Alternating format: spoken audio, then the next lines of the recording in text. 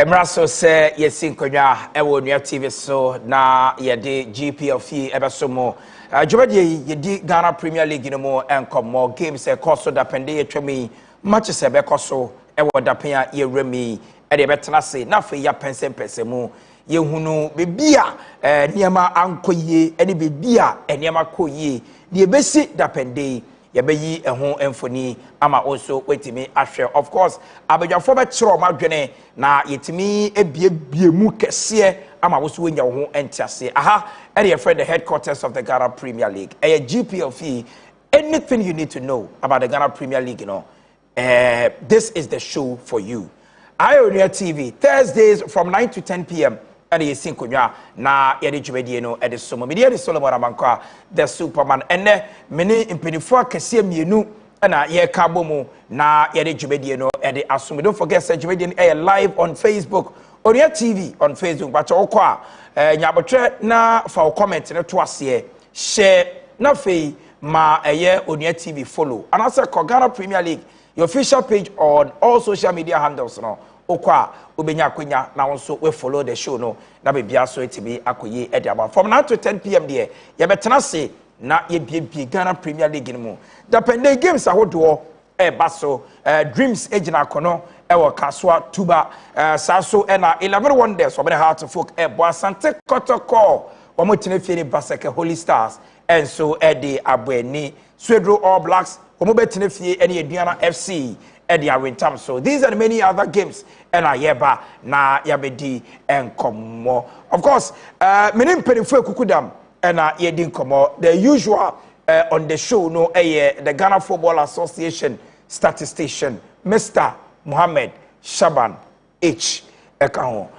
Mo good evening. Bibi aboko there. Solo bibi aboko na onso e. Nyame adom. And then video bi na say o gym na we pie na we jogging. Aden who ambition be say board obebo bi anase bi a who any sporting ambition because we age ni train away any there menya sure say bibi na we aye o me ki won say juma ye take more time anajo we are in brain the little time amenya no me dey keep it fit na adwen no etumi aye juma intent we here personal training session. You are keeping the body in shape. Yes. For all other duties. Yes, all that responsibilities. So body no here. Yes. Me ojuma bi so am here apart from way so. Ojuma dey here. Hello, Mohammed Shaban Hansen. The last time me yeshia ye last week me can say ne documentary bi na or premiere no na ye the Ghana Premier League kwanya of fast so chair exercise books any Adiema communities across the Greater Accra region. But say or cyber be trim echo other regions, especially regions now omunsheda enya a feel of the Premier League, or sell exercise books ewo hodom. And yes, or koton or chair exercise books. And it is but show no. Now person who na lifted the image of the Ghana Premier League. But as Mohammed Shaban. Na yetimi boa na bibia so ekoye etimi edema bamo. It was an eventful documentary. I really enjoyed it. Yes. And I hope say bigger ones and I'm coming eba. Quick one, changing lives, changing the image of the league, giving our heroes the image. Because look, we won't say Eric Nyakon, Daniel Nieje, Don Bote, Chastela, we won't say Namwa, Obiakra, I say a Don Bote called Vision FC. Okay. And supporters attacked him because they didn't even know who he was. Yes. Inti ube won say exercise books no so we share video na me na. Ube won say Serena Williams be Cristiano Ronaldo, Messi.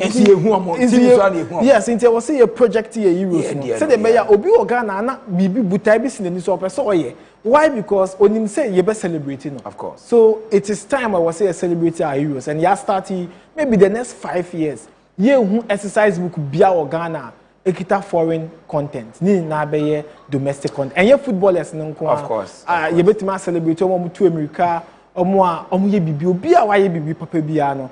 Ye make sure say wa print exercise book no be use Ghanaian image. Unim say unim player bia contact me. Make me am a player because students in secondary school, primary school, JHS no. Obu use your Ghanaian image na ebeboa amomehu our heroes no china mu hu omo with the respect no. Of course, I know I am Mo Shaban into going into the near future now. That's what we want to see, projecting Ghana. You see, I almost say eat Ghana, wear Ghana, bring Ghana. And to see every baller, I will see every Ghana football. On my far left, and I say my immediate left, you know, one of the most astute, you can say talent developing coaches are one of them. My first encounter, not a war, a year in Zema Kotoko. That was my first encounter, Michiano. And Obaswedro All Blacks, Edomo qualify after 16 years. Odomo qualify about the Ghana Premier League. Akotogo, Akoye Jiwa Ewoho is back to the country. Or a hot cake, and the teams now, and Chamapamu coaches, Ape coach, you know. Hot cake pa Ewaha. Coach, Prince George Kofi. Coach Akwaba. This is your first appearance on GPL Fie. Yes. So now you follow. Say na who Ghana Premier League, you know, any the content around it. Me follow pa. Say muya dear, you know, you are doing a yeoman's job. Say yeah juma Premiership no more, you know. Say my coach 3 Premier League teams. So Ghana, you know, namely.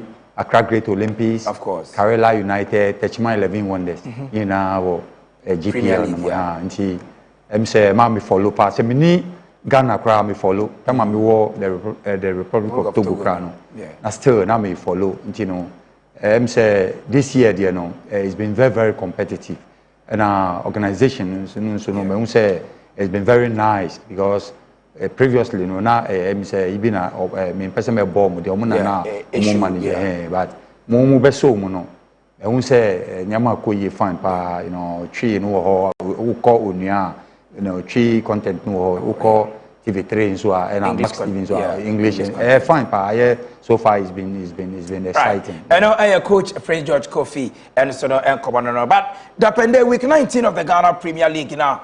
Etime eba so interesting results at etime PMU Heart of Folk etnefie woman Dreams FC equity 0-0 Bibiani Gold Stars woman so tenafie ni Asante Kotoko equity 0-0 Vision etnefie Mabidiama Sporting Club surprisingly Salim Adams ecobo 2 free kicks at the PK all 3 points at the Mediama Nations FC Eduana FC ekabakwa Eduana went to me ante Brekum Chelsea I'm the Swedro All Blacks, coach, the former club, Omo Equity 0-0. Kerala United, Etne Firma, Summer Test, Echo Show Mekaba, Kwame Swintimiante, Basake Holy Stars, HMU, no, Bechem United, Kanmubako, Samson Heart of Lions, Wamusha 11 Wonders, Ekabakwa, Woman Timiante, Young Apostles, Womo Etne Fini, Hoho United, Equity, Obiasha and Yonko Eka, Mienu, Young Koshe, some of the highlights from week 19. Of the Ghana Premier League. Chance for Nations and it's the opening goal. Nations have pulled the trigger. They've opened the scoring here in our Brankese. It's Nations FC's Joseph Afa. Prince Osei, and he was flat-footed. Look at Boji, beautiful 10, brilliant delivery, beautiful connection. And Prince Osei couldn't do anything about that header. Good goal.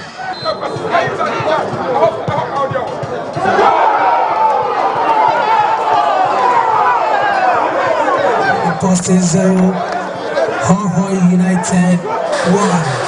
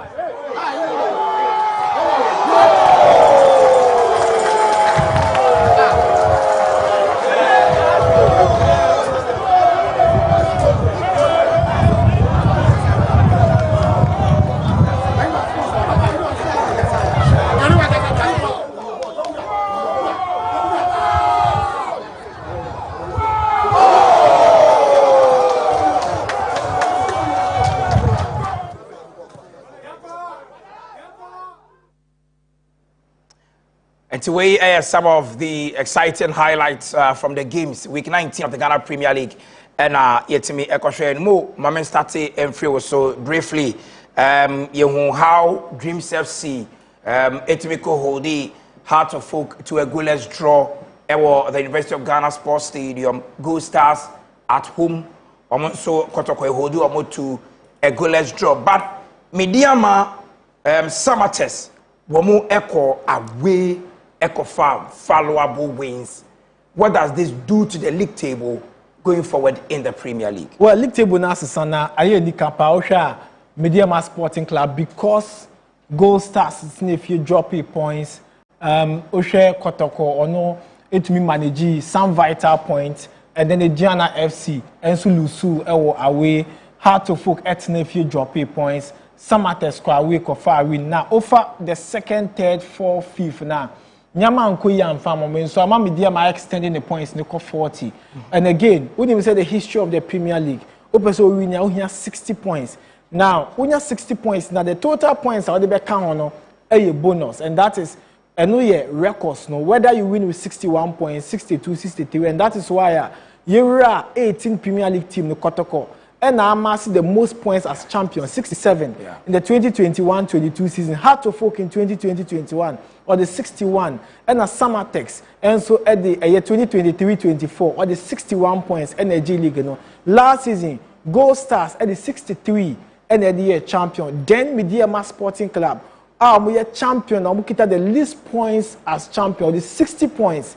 Energy the 2022-23 and so a push you with that big advantage into winning the league and winning a total of 45 points. That is the total matches 15 matches solo a year 45 points. Now 45 points is a medium manyamu 20 kwana a 60 and that gives them the advantage in winning the Ghana Premier League and so they need more than half of the points to be crowned champions of the league, and that's the advantage. Almost 7 points separating them from Gold Stars. Gold Stars' last 2 games, Fie won win here. Now, the big question is, time and for Marcus Umba as a coach, no winning. Now with Marcus, the last 3 games of Fie, Dreams FC shared 2 goals. Emma come back, but we need 3-2. And I'm a Makobo goalless draw. Kotoko Akobo goalless draw. And the last 2, winless. So I'm picking 2 points in the possible 6. That puts Gold Stars in a big disadvantage position. But then Kotoko, House of Folk, I'm going to give you up here. 7 points separating Gold Stars league leader, and then 8 points separating 1, 2, 3. That is Kotoko, Ediana, Heart of Folk. And so look, the big advantage is for Gold Stars. Now in the relegation zone, Hoho United could draw against Young Apostles, and still Sankomunya winning now. Kebemom 22 points, and 22 points brings them around Vision Young Apostles Bichim, and that will give them the advantage in also avoiding relegation. But Mobo draw Nomunya 19 points. It puts them again. Now, problem now by Brekum Chelsea, but Omenya lifeline with him the entire. Their next game is at home again. Sankom next game is away possibly. And Kayebe say Vision Young Apostles, but Sekebe call up. Then it will put them down. And so, Usher teams now share 22, 22, 22. A win will give you 25. She may be at 25 Dobeko. A Dobeko a year 8 police. Into league no. Oda 8 cry. When you say because 22, 22, 22, 23, 24, 24, 24. A win for the team over 22 points will give them 25. And the 25 will bring you straight up to the 8th place. Into from Karela, Dreams, Soldier Blacks, Nations, Baseke, Vision, Young Apostles, Bichim, Brekum Chelsea, Hoho United. Solo, Ubiabe to me a relegation based on the league table. Right. I know I am Mohamed Shaban. Nenkoma or the Atujano, Enche, Yabeba, na Yababedinko. But coach, we follow the Ghana Premier League, you know, keenly. I'll start with you with Swedro or Blacks because certainly when I was a share team, you know, majority of the players are winning one more. They've just added a few to the squad. Did you ever anticipate to say season no you ever bought 19 matches now I'm with that 10th position home performance with you it was flawless obi grab a pick point from you were winning all games but this time you know in a Premier League a different story saying a woman swedro All Blacks in the Ghana Premier League. Now we are number one, but the other two teams are we coach you or in the Premier League, you know. How more this time? You me da say solo answer na me answer na em say be pese mechia ma hwefo de omo perform here omo nim say ma ba ntino me chia omo nyina em say All Blacks say na wo kan no me na me share team no go me na me qualify omo I think we bought 11 matches were home me 11 over 11 yeah me share nyina ma bodro ewo swedro I'm say in the course of the league no time I say qualify no on say answer na me kono na omoyi All Blacks a free MTN FA Cup no nti no sa week no sa window no say beto sa na say a ball test match and as a friendly match nti you decide say any Bando Heart of Lions bebo they are testing your might because now you say then you be qualify you be ball premier ship no mo nti no ye ni omo boy but obi a hwe em say some match no em say your ball goalless draw okay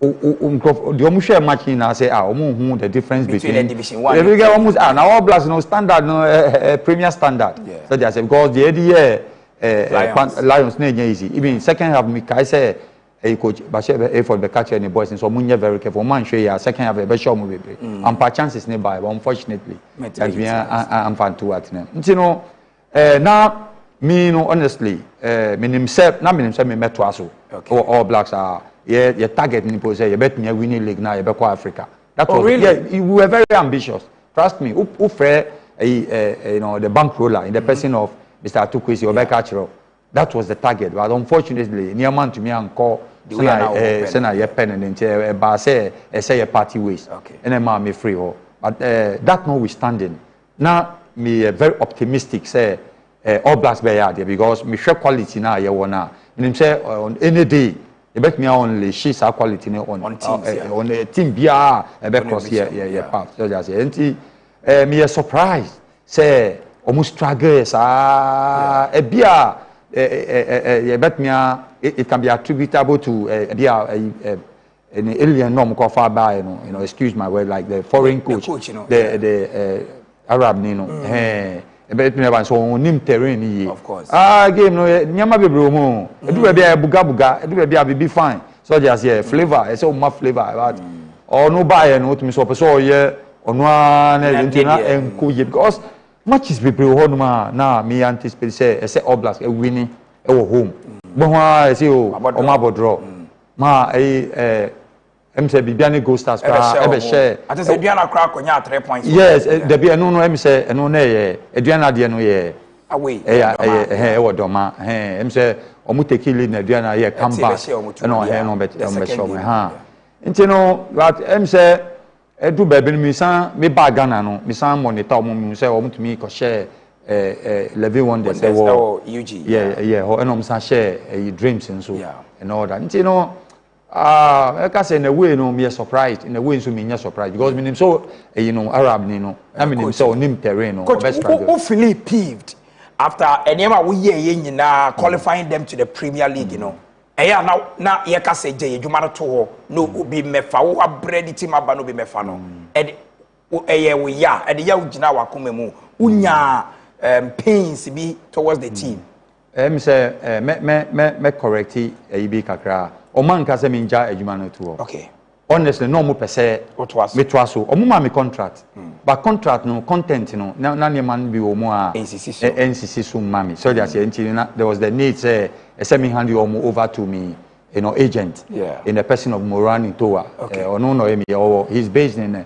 Ireland Dublin or no me hand you over no oni omo delay but them say nyama negotiation anko ye no say na nyama na ye pe no no so munye ready say omo be ye nti e ban sa na say me moving on me team no you moving on nti na ma e ba because who can say omo mama nto aso enye sa na omo po say to aso but nti ase na amba in terms of me welfare we are ashase no anya me ya because me himself ye nipa at times be ubet me aye adwuma ni na enso no ye nipa obi bet me ase sana adwen and all that but bebia start say me ya ne say na menim say nanka o me wa be fa you know indigene like a coach of free Ghana no beka so okay any dia me mpe no ono be so musa because oba be coach in the Ghana Premier League but me na me qualify team no nti me na me so no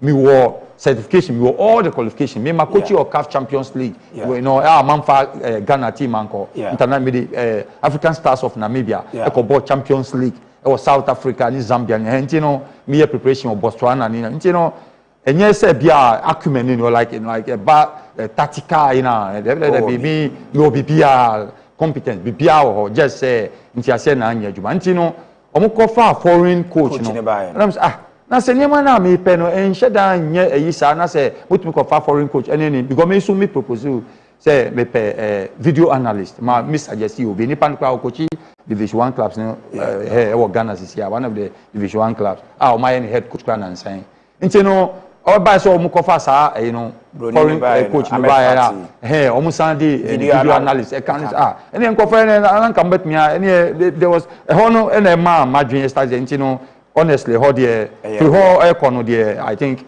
me peeved and sisi akrapo no me peeved coach Prince George Kofi former coach Edema Swedru All Blacks but in as much as na kuma kakra no still o follow team no enti be di enkomo yankore apende matches eba so the Ghana Premier League no interesting games eba so share so say memeneda 11 wonders from University of Ghana Sports Stadium wamani Accra Hearts of Oak and Eddie Airball na fe kwesiada Asante Kotoko ombetene fie omane Baseke Holy Stars ebebo Dreams FC ebetena Kaswa Tuba Astritef omane Young Apostles and Airball Swedru All Blacks our Swedru Sports Stadium omane Diara FC and Airball Mediama Sporting Club ewo Takwa omane Karela United ebebo eni Echem United omane Heart of Lions ewo Nanafo Sujiabo ewo Bechem Ho United wo Sports Stadium Amobo Vision FC Samates ewo in Century Sports Arena omane Nations FC and afi Brekum Chelsea ewo Brekum Golden City Park omane BBN Gold Stars and Airball mo yen starting free 11 wonders Heart of Oak has a winning but the goal margin of the winning no 1-1-1 11 wonders and winning but it's difficult to give them avalanche of goals. What are the expectations for this particular encounter? Well, expectations need make us say the away team, you know, or high, depending on results on Benya weekend way, depending on results of Mediama Sporting Club. I bet chess a title contenders, no, ebe doors on nice so better. And the more hearts keep dropping points, the more a year Mediama Sporting Club chances submit to Major League, you know, a cost because teams bear 4. But for 11 wonders, clearly 9 points out of a year, 19 games I have and impressive record. And of course, Ope Timba Kwawama the lowest total points in the league, 11 wonders. Ope Timba will lose the most games at home this season, 11 wonders. And then yes, surprise, say, order a year 18th place in an 18th league. Ball Ghana. Now, 11 wonders say winning just 2 games per, and 2 games we winning now, so no, or we winning or University of Ghana Stadium, and that is against Dreams FC 2-0. And the last game Omobo Fie against Baseke Holy Stars, we winning 2-0. And it quite a big surprise because prior to the second round, no be a no, but the 11 wonders performance Omama just 6 points, a bad thing. So even a win in the second round. But we call all out against Johnson Smith's Basake Holy Stars. I say war form. 2-0. And so out of 10 matches, 11 wonders or just 2 home wins. That is the 10 matches just 2 home wins. Now you for Heart of Oak season way we about 10 matches away. We bear the 11th game away. We winning 4, I draw 4, I lose 2. And that is the 2 defeats in their last 6 matches on Mabo away, against Karela United and Mediama Sporting Club. And that is the only defeater Ometesti away. Now, Adebakwa game where Science strong corner say, Yabon venue Heart of Oak's biggest strength. Now, University of Ghana Stadium, total matches Heart about season we were 4. We win 3, I draw 1. Or you yet to concede a goal. We share 3 goals. And we keep 4 consecutive clean sheets. Into 11 wonders, the weakest side I will feel or bo against an opponent or bo venue nuswa or yadie or bo away swa or yadie. Again, Heart of Oak's last game or born away or we need by a goal to nil. You ensure the two factor guided these two teams. Now 11 wonders. I did about Kwame Pese say when you're the second timer, Omobo Heart of Oak.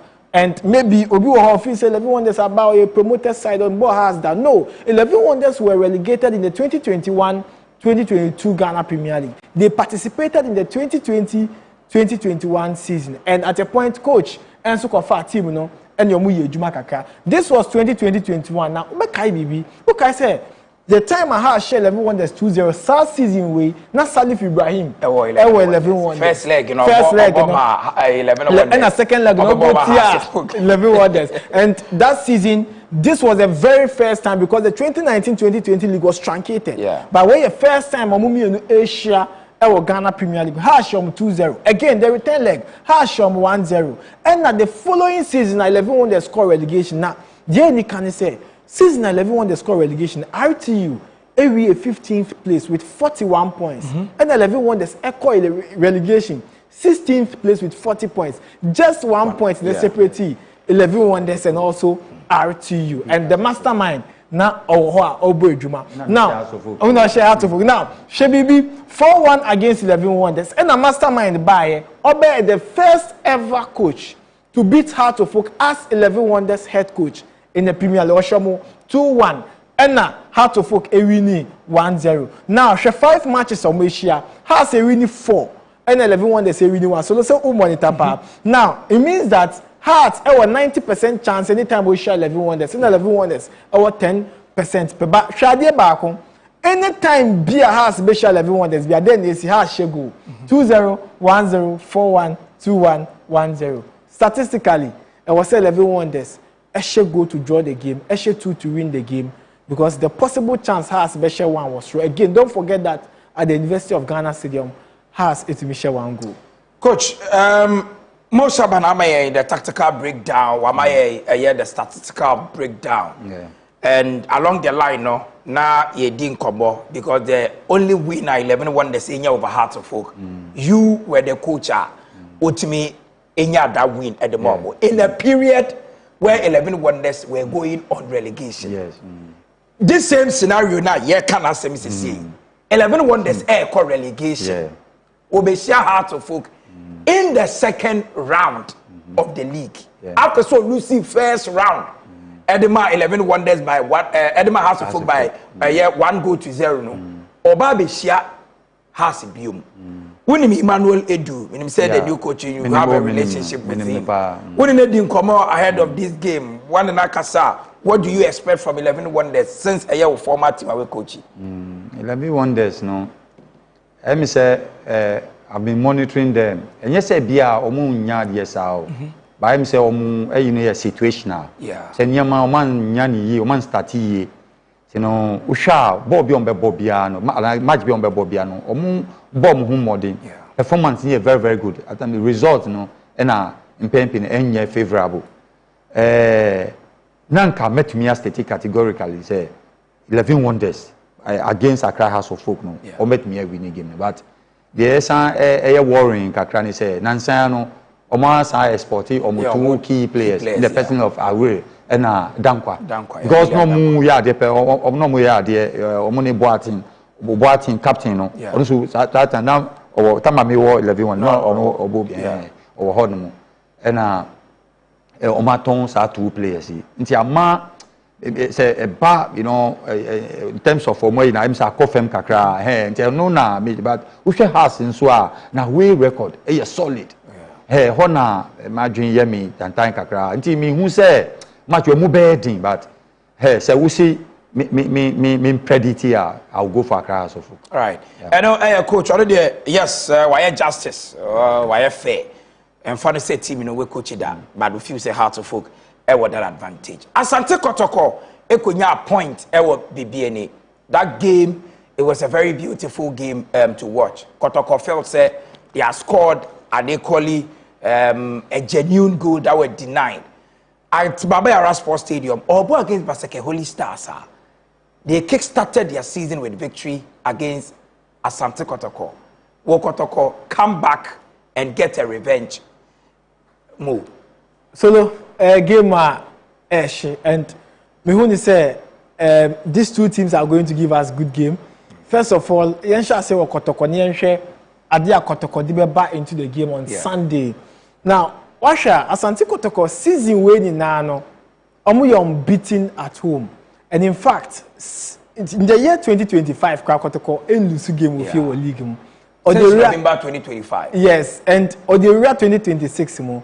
Now, since November 2024, that was a year game boy in March day on 17th November against Nations FC. I know come on born Babayara. And no lose a game, no 2-0 against Nations FC. And no Babayara on December 15th. Any Heart of Folk boy, and since their 1-0 win against Heart of Folk, I bet Amwa. Etwat na between a blender between Kevin Osesi Beni goalkeeper Benjamin Asare. Omun lose game bia, and so since December 15th, Kotoko starting winning games with you know. Omun drop a points bia, and so Omun lose game bia. About 20 matches at the Babayara Sports Stadium. The last 20, Kotoko unbeaten. Omun kita the longest home run, unbeaten run this season. Omukuta 20 ya. Omun winning 15. I draw 5. The last draw was at home, and of course, a surprising one against Brekum Chelsea. Now, Basake Holy Stars, the away side. Unfortunately, this is in Basake winning away game. Now, 9 matches are Basake abo away. No, we draw a mutiwi, and I will lose to the Akanina. And so, about 6 of the matches are called at their opponents. No, my draw mutiwi. Now, these are the 3 draws of my against Bechem in match day 2. After their match day 1 game against Level 1, there's almost ball goalless draw. No, almost uncle Bechem echo ball draw. And now the last 2 big draws of my boy, Yakan against Adriana FC, goalless draw, and against Mediama Sporting Club 1-1. And that is positive somewhere. And so a possible about 27 points, you know, Omenya just 3 pair, and about 24 points Ashiegua, Omunya 0 a woman. That is a bad record playing against an opponent or the strongest in terms of home performance since a year November. A year 2024. Now, Yenshe Adiebi na almost share 3 times per 3 times almost share no. A year interesting say na Obiye winning 1-1. Now this is it. Last season Basake making a debut in the Premier League 1-1 against Asante Kotoko. And Obekaya game way the return of Abet Amu Awababiumi. Oh no share go ma Kotoko. And a Prince Cheneboa a share go ma de Basake Holy Stars. It was a season Chenebua share go against Heart at Accra Sports Stadium and Kotoko at Ewanzema. And then Kotoko enya 1-0 and again Samotine do a former player of Kotoko Brekum Chelsea. One share the only goal against Basake. We winning 1-0. Then this season Basake enya 2-1 victory against Kotoko. Prince Chenebua Richmond Somwa mo etumi boy enya that victory against Kotoko. So look at it. A win for Kotoko 1. That was Kotoko's home. A win for Basake Holy Stars 1. That was Basake Holy Stars home. And Abako Apai in the name of Basake. And this was when Basake making your debut in the Ghana Premier League. Then Obiye Shan and Yonkwa, the strength. The Fie. Now, you share the tactical plan. Now, tactical plan no. And because I've been thinking about this. Now, Abdul Karim Zito all corner saying because of Kotoko attack now. Uyi Abet Amwa wa returning. Now you Dogo Yakubwa or making a debut against Gold Stars. Oh yeah, excellent on the day. A show pace, a chess a ball no, or future no. Oh Peter Amidu Aqua, or Saka Dauda, or Inusa Adams, Kwame Poku, Morifin Donzu. And so Sisi Akotoko attack there. Only problem cry. Whoever gets the nod never say or deliver pressure about Donzu. So pressure about Kwame Poku because now Dogo Yakubu, Abet Amwa, Ebeli did the attack. In the formation now, about 2 midfielders, no one Peter Amidu Aqua and Saka Dauda. And so Peter Amidu Aqua Saka Dauda and Shebibi, it was a man shifty Peter ni Saka ko. But how Basake for elbow. Almost just one top, which one Somwa. And so Somia would be the arrowhead for the team. Now Sylvester Simba adjoining Kaka. Now fi Miemu Wechiro. And so even if Abet Amwa ko Dogo ko Abet Amwa before Befi Kotoko or Saba in a January transfer window, know about 3 matches, I share 2 league goals. Inti goal no Onimshepa. And the first goal this season was against Bekum Chelsea, a match day 1 of the Ghana Premier League. Prince Bedu Ebeye Jumano na Hibejewu adjoining the attack. Now, the only way Baseke to make any opportunity is to build on counter attack because Kotoko ebe come more from even the wing backs. We will see Kotoko surging forward because at the Baba Sports Stadium, almost be 6. Inti Kotoko surging forward against opponents.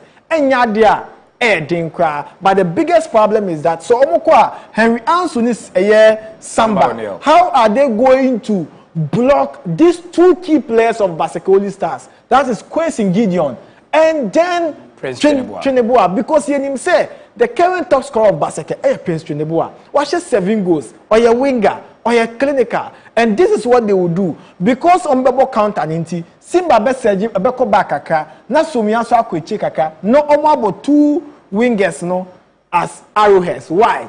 Because omo pe omo mu Americano instead they be a counter attack no omo timi build. So tough one Kotoko would attack more, but I dey back on person share Dogo Yakubu.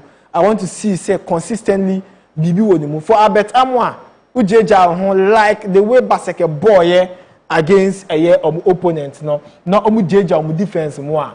It is going to be a big advantage for Asante Kotoko because I watched them against 11 Wonders. There were a lot of spaces in between their defensive line and Bakunye share the defensive setup. Baseke Stars 1, 2, 3, 4. Na share how Kotoko 11 Wonders player no it me take advantage. Rauf. Look at it. Look at how Rauf Muna take advantage of the player. Now 3, 4 players are allowed. When you do that against Kotoko, Dogo, Abed, Saka, Peter, Ome punish you. Right. And we are more Shaban and also Nenkoma with me Edia Banano. Young career a year Swedro or Blacks any Ediana FC a year game no. Na bibia na maba baba coach so na coach Edema Fasa game no more. Coach Ediana FC a strong team in the Ghana Premier League. Almost 30 years first round and a lot of people expected say I can league you don't make match because no more that's so hard. All of a sudden Ediana FC has started here almost drop a point even at home. Going to Swedro Sports Stadium. And then a Samuko game one we had the Soronko during your time. Na days have 3 points in at the Bremo.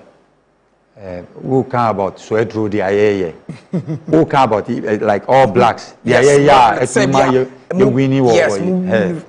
On say Swedro, on sound say All Blacks a traditional team. You know, by far one of the the biggest traditional teams in Ghana. In Ghana, even time I war Division 1 pono. Who compare, viewership, any spectatorship, to the Ghana Premier League. Now you was so far. Because me bahwa. And yes, we several here. Obo papa. Intine ya honde yang sang. Fie. And a hono supporters no so no. Omu like omu are passionate. Nti omu ang sang so no. They be even training on beba. No mo share and cry ni nyam. Nti enso they be no All Blacks per se oye bibia ongo. Your friends and home fans any mercy. So just here. Nti enu ankasa say bar motivation like the extrinsic motivation, intangible, and I say a non-material like they say hono no kwapo no pushy team no ma like to me yet or even above the hands and it here. Nti enu the idea that apart from the tactical the technical and the psychosocial aspects and aspect boapa ma players and all love they be one person be BBR All Blacks bet me win into match we honestly you drew but match we may come be any easy match all out but a dear announce your team be sure me say omoya dey wa away baba e be dian ma omo but just weekend omo colisi be 1-0 at the Man Nations and you feel that ebema All Blacks an advantage because Brunini ni ho oni ho no mu but oni ho no so no say obi nso wo ho em say my assistant coach no in the person of Joseph Ajimajini ono so ni mi aye adwuma we ntino wa we ni tua nyama bebre ho ma obet me a deployer on the day obet me ma All Blacks at me a bibi nti me no so match we no say e be match e be din but say All Blacks nso ye o margin so by underestimate Ediana they will do that at their own peril because Ediana a team omo nso no omo quality no na wo can be say aduana no mo ya about along the line no mo performance na dwindle ya ma afi omo ntumi nya result nyama me hu say injury nso affect you because captain no yeah, o say o be try no that